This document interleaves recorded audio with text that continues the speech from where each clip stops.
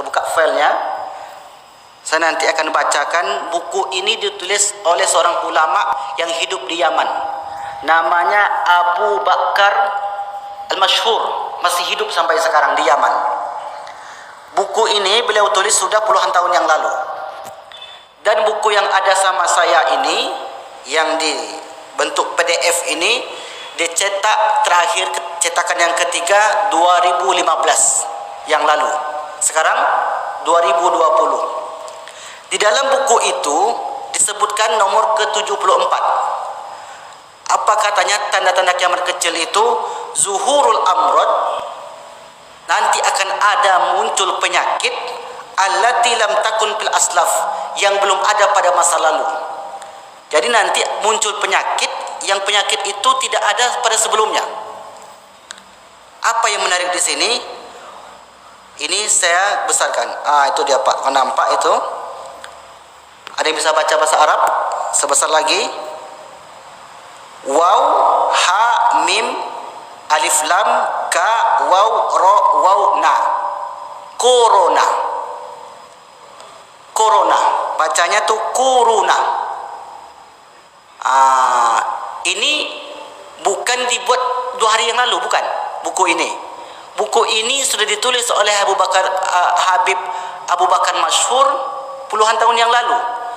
Tapi buku yang sama saya ini cetakan ketiga itu 2015 yang lalu.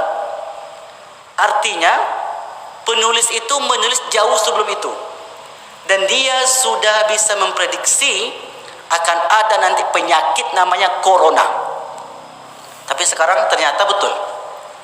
Ternyata menurut pantauan beliau, karena ulama besar Pak, habaib keturunan Rasulullah. Ternyata firasatnya seorang wali, seorang ulama besar itu bisa menjadi kenyataan. Makanya Nabi mengatakan ittaqu firasatal mu'min. Takutlah kalian dengan firasat seorang mukmin. Firasat saja orang mukmin itu, orang berilmu, orang alim, maka takutlah kalian. Kenapa disuruh takut? Karena ternyata firasat orang mukmin itu akan terjadi.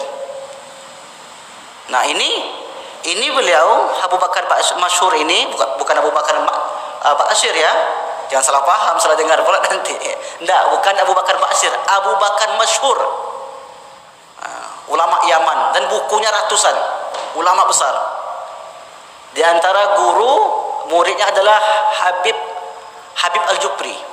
Banyak muridnya. Nah, dia sudah mengatakan nanti akan ada di akhir zaman tanda-tanda kiamat kecil itu wahuma corona, yaitu penyakit corona itu menurut beliau diawal dengan demam dulu, rasa panas. Nah, silakan tanya ke dokter, apakah begitu? Karena beliau ini bukan dokter. Beliau ini hanya ulama tapi mengkaji. Rupanya diberi ilham oleh Allah Subhanahu wa taala bisa memprediksi munculnya penyakit corona. Luar biasa.